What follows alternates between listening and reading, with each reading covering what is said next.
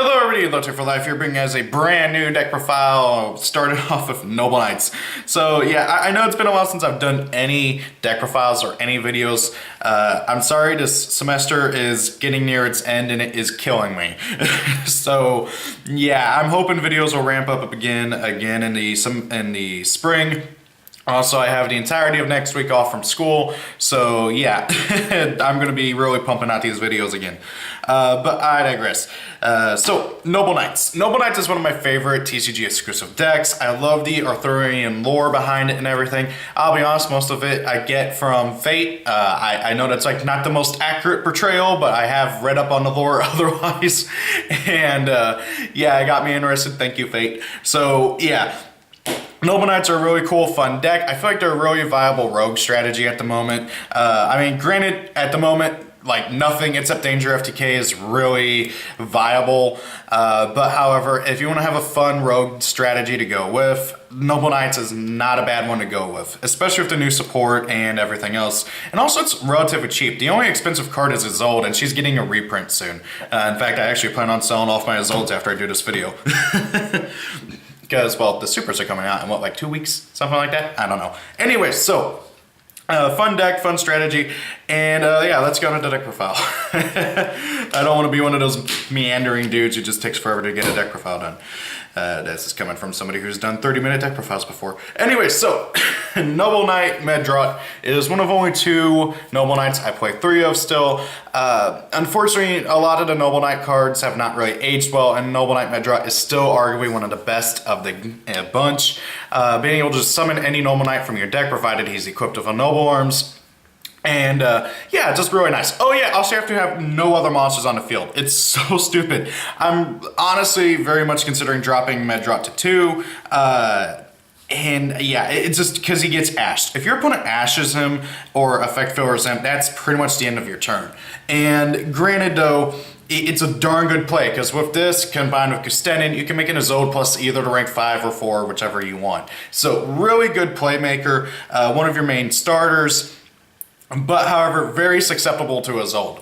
One of the things that you'll learn very quickly about Noble Knights playing it is that while it can make heavy use of hand traps, it also loses heavily to hand traps. So yeah, also I love the artwork here. I just wanted to point out, I love the Noble Knights artwork in general. Then here's Noble Knight Kustenin, the other of the 2 Noble Knights I play 3 of. Kustenin is just one of the best Noble Knights, period. I love them so much.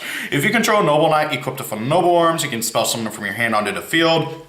And then if he's used for the Synchro, Exceeds, or Link Summon of a Noble Knight monster, that monster gets an additional effect to where once this turn, you get an extra normal summon of a Noble Knight.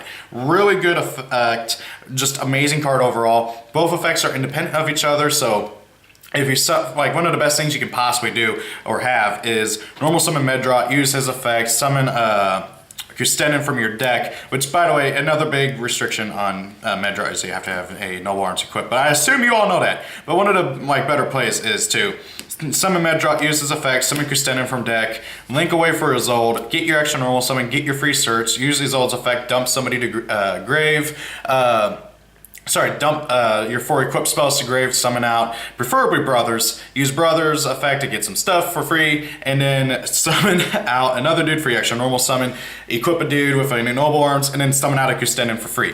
It's really, really good. You can just make so much advantage off of that. Now, unfortunately, you are locked into Noble Knights whenever you do all that fun stuff, so you can't make like the most imposing of boards, but however, it's still much better than what Noble Knights could do in the past, and I love it.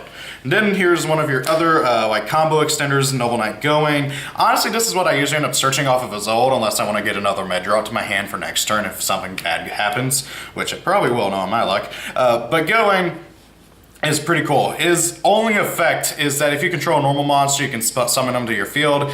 And if you don't know, a lot of the better Noble Knight monsters count themselves as normal monsters while on the field. So like that's most notably Medrot and Boars. So if you have Medrot or Boars out on the field and they're not equipped with a Noble Arms, so they're technically a normal monster, you can just plop them on the field for free. Really good combo extender. It's not a once per turn or anything, so if you have multiple, just boop.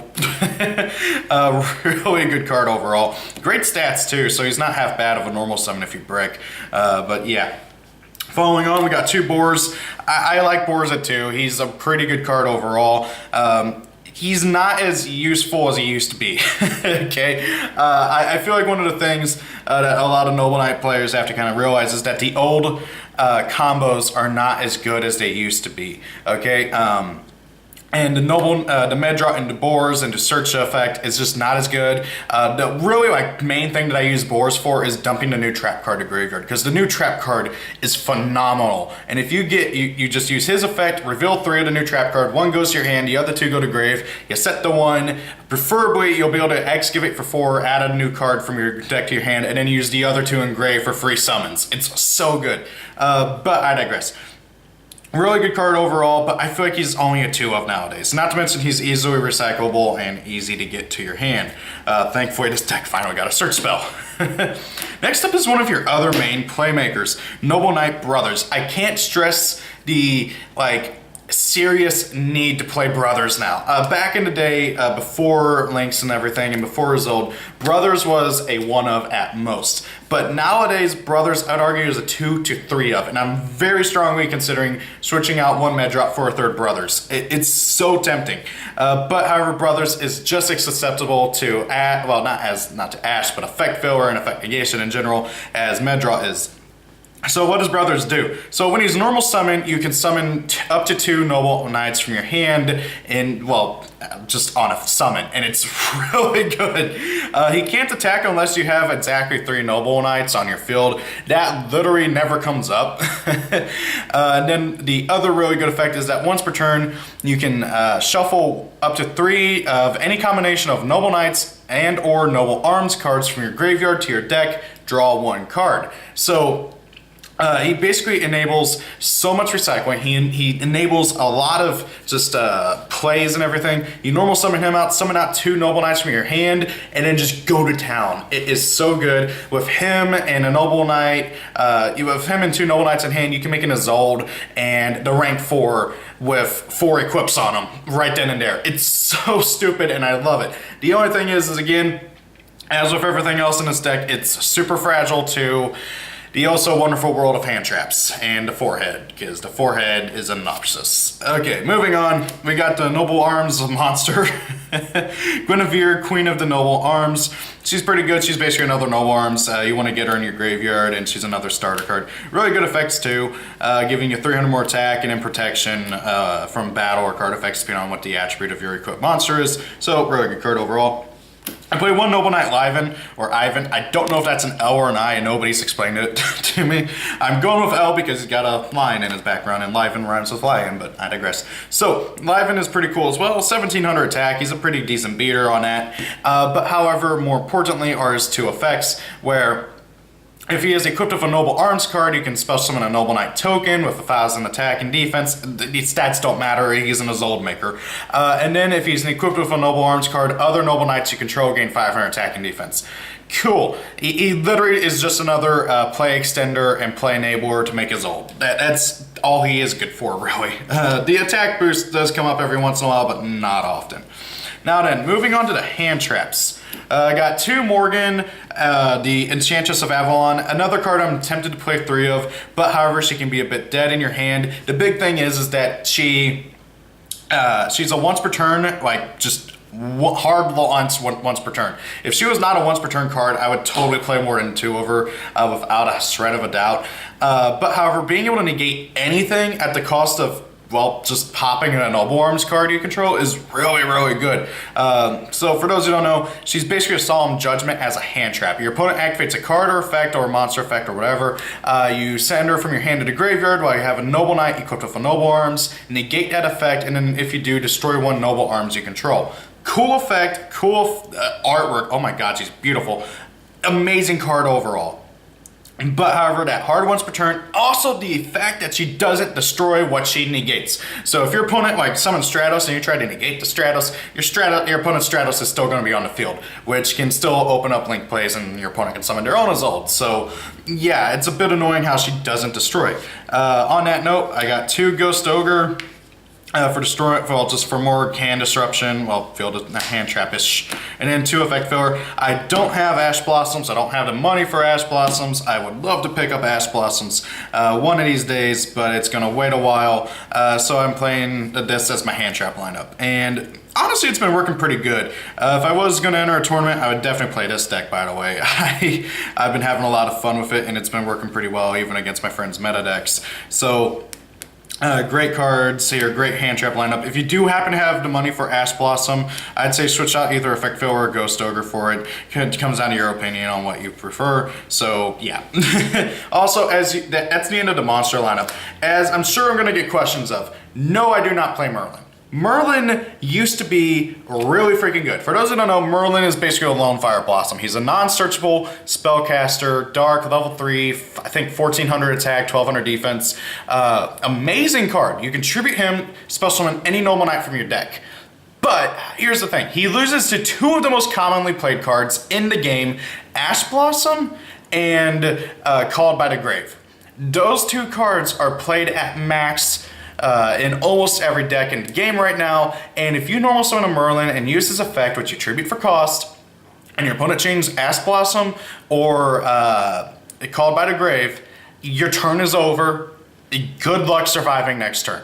Unless you have a bunch of hand traps in your hand next turn, that's the end of the game for you, basically. Merlin is a good card in certain formats. He's a good card on paper. He has some other effects that are relevant, but however, the main thing is that he's a lone fire for Noble Knights, and I completely dropped him because every time that I used his effect and it got Ash Blossom or Called by the Grave, I lost. And I found that is just way too much of a risk, and you got enough search power and enough draw power and enough consistency to where you don't need to play Merlin anymore, okay?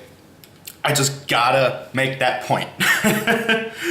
So yeah, moving on. We got triple Heritage of the Chalice. I really wish this was a Noble Knight card or Noble Arms card, so it could be certain. I digress. Okay, so this card is literally a Rhoda for any Noble Knight or Noble Arms. When you activate it, add any Noble Knight or Noble Arms card from your deck to your hand. And then if it's in your graveyard and a Noble Knight you control is destroyed by battle, you can add it from your graveyard to your hand. You can only use one or the other effect once per turn. This prevents you from activating it, running one of your Noble Knights into something, and then adding it to your hand during the same turn. So basically what you do is you search on your turn, and then if your dude gets run over in battle, which won't happen often, you get to add it to your hand during your opponent's turn. Then you can activate it again and repeat the cycle. Really good card overall. I do wish it was a Noble Knight or Noble Arms card so that brothers could shuffle it back into your deck anyways for more consistency. Also because if you activate multiple and you just have all three sitting in your graveyard, you're not going to be able to get them back in your deck or otherwise. But still, this card is too good not to play three of. It really is.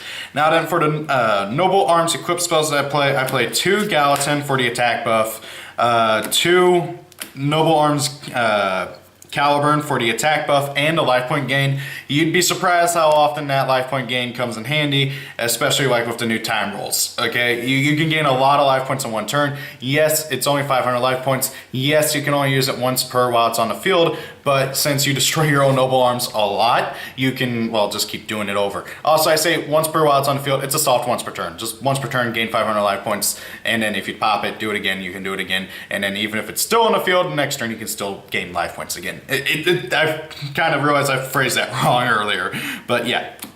Then we also got 2 Noble Arms of Destiny, one of the best Noble Arms, period. Just being able to make it to your monster can't be destroyed by battle or card effects once per turn. And then 1 Noble Arms Clarent for just 500 life points, you can attack directly. I like it. And it comes in handy when your opponent has a U-Link and you can't, U-Link, and it's coming down to time and you want to punch your opponent directly and just cheese a win, because, hey, that's fair, guys, right? Don't you just love the new time rolls? Yeah, I'm still mad about that. 1 Noble Arms Excalibur. I'm tempted to play 2, but I feel like that's a bit too much. The targeting protection is nice, and you rarely use the rank up effect in the graveyard, so yeah. 1 Noble Arms are feeded, I can't pronounce this, are feeded to your tier, I don't know, ARF. Just Noble Arms ARF. So yeah, the worst Noble Arms, once per turn you can have your monster lose 500 attack points permanently and then pop a set card. It comes up once in the blue moon, especially nowadays that traps aren't played. But however, it's still, you mainly play it for just general Isolde targets. I also do not play Divine Sword Phoenix Blade, it's not needed in this deck. You got more than enough equipped spells here to where you can get Isolde's effect off twice before having to use the Brother's effect to shuffle them back in the deck to draw a card. One last chapter of the Noble Knights. I'm honestly tempted to drop this card because it just never comes up.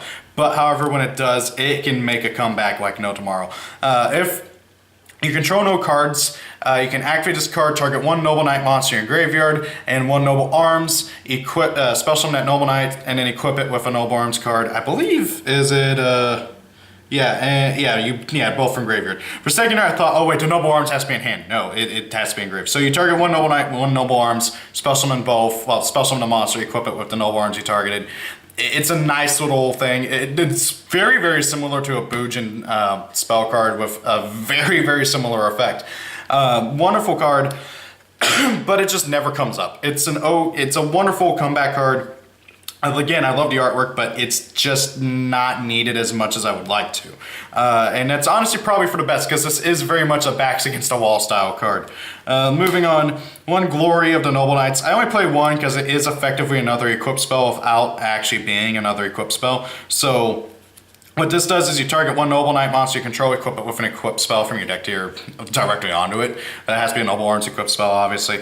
Really good card overall, and back when it first came out and we didn't get all this other new stuff, I was playing 3 of it and it worked wonders. But however, there's just not enough room in the deck anymore to play 3, and there's no reason to play 3.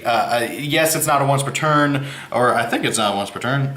Yeah, you can only use it once per turn. Never mind, ignore that. The only really good play with this nowadays is to equip Dristan during your opponent's turn, but as you might have noticed, I don't play Dristan anymore, so that's not really all that relevant. So it's just really more so just another equipped spell to try and make sure I don't brick. One Reinforcements of the Army, because, well, this is still at 1. One Soul Charge for just stupid wombo combo plays. And then for the one trap card, triple Until Noble Arms are needed once again. Aside from the goofy name, this card is stupid good. Mostly. Okay, whenever you activate it, you excavate the top cards of your deck equal to the number of Noble Arms equipped spells you control. Doesn't say anything about different names, but then again, considering you can only control one of each Noble Arms, doesn't need to.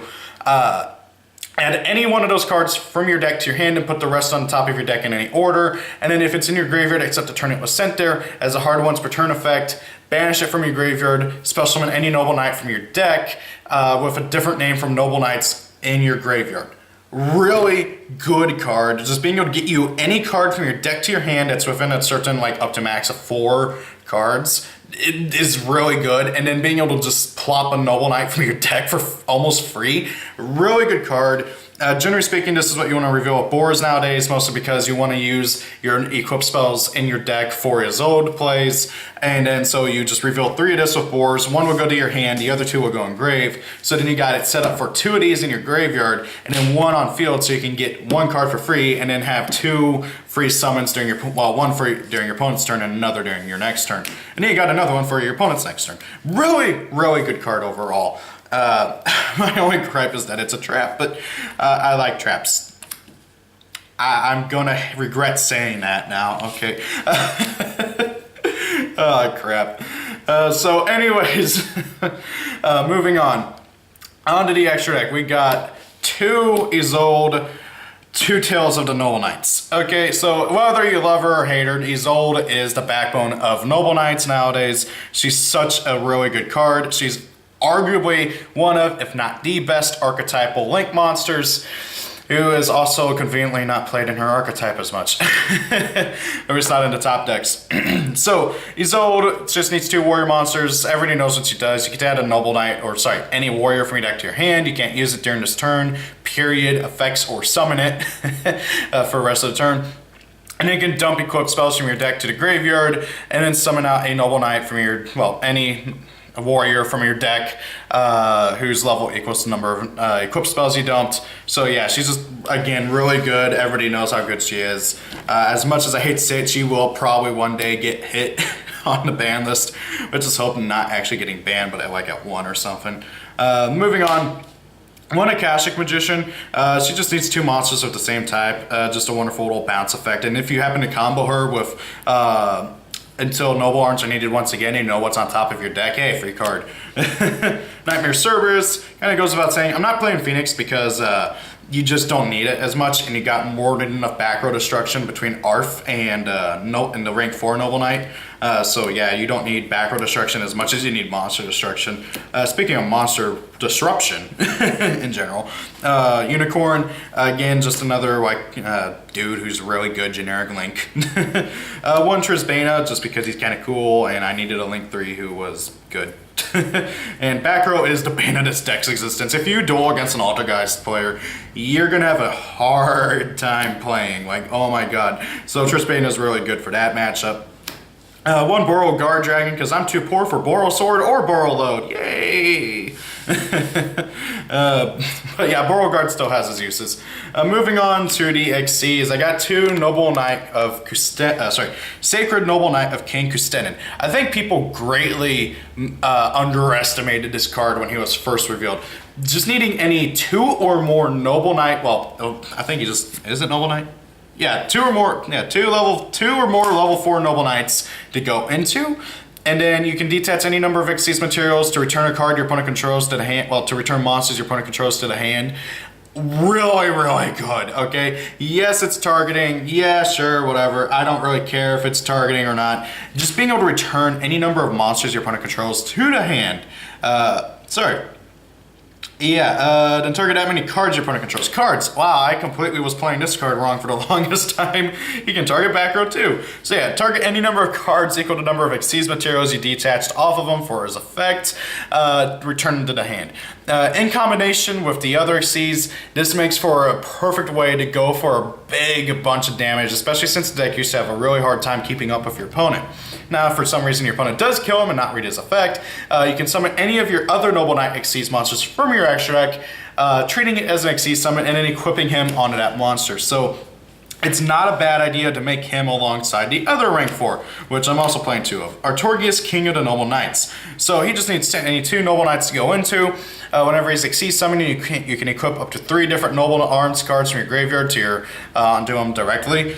And then once per turn, you can detach an Xyz material, destroy back row your opponent controls up to the number of Noble Arms he's equipped with. Really good card overall, just general back row removal, love him, he's awesome. Again, he kind of sucks that he can't destroy anything, but however, really good card overall, and he's easier to make, okay? And that's why I'm only playing one at a rank 5 version of him who is objectively better. He does the exact same thing where whenever he's Xyz summoned, you can equip up to 3 Noble Arms from your graveyard onto him right then and there. And then he has another effect where you can detach Xyz material, target a monster your opponent controls, pop it.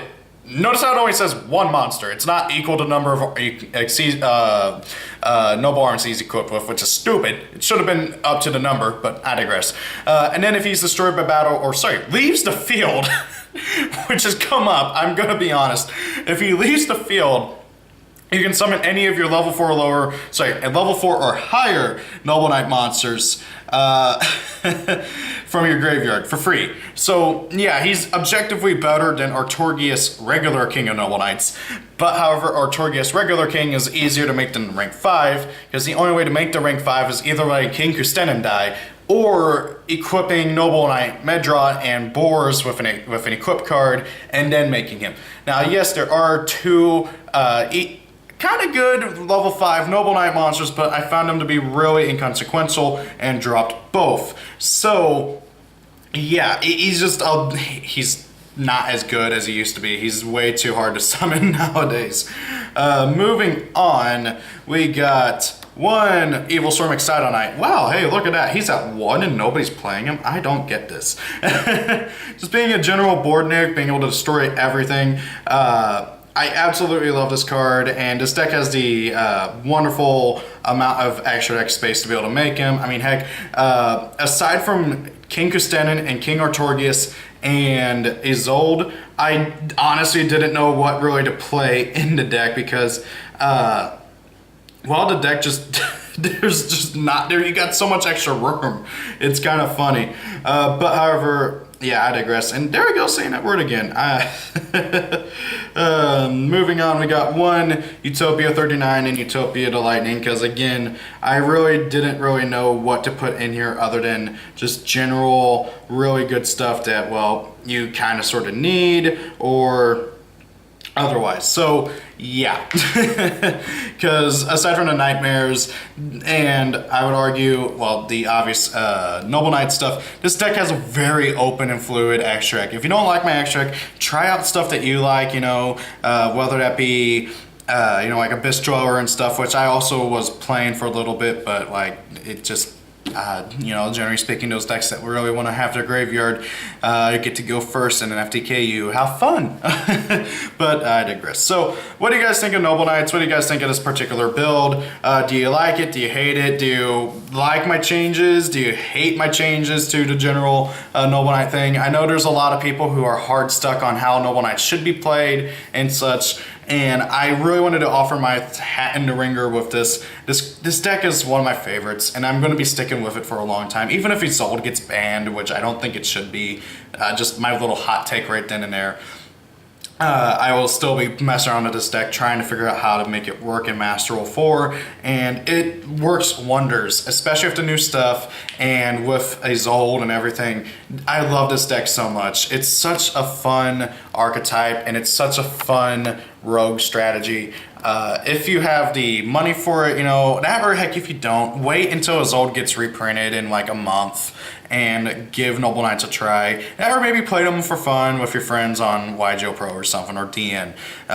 Just, it's such a fun and wonderful deck, and I think more people should give it a try. So, what are your guys' thoughts and opinions? If you have any ideas, recommendations, or concerns, please leave them down in the comments below. I may not always reply to your comments, but I do read them. Thank you for watching. Have a great day. Peace out.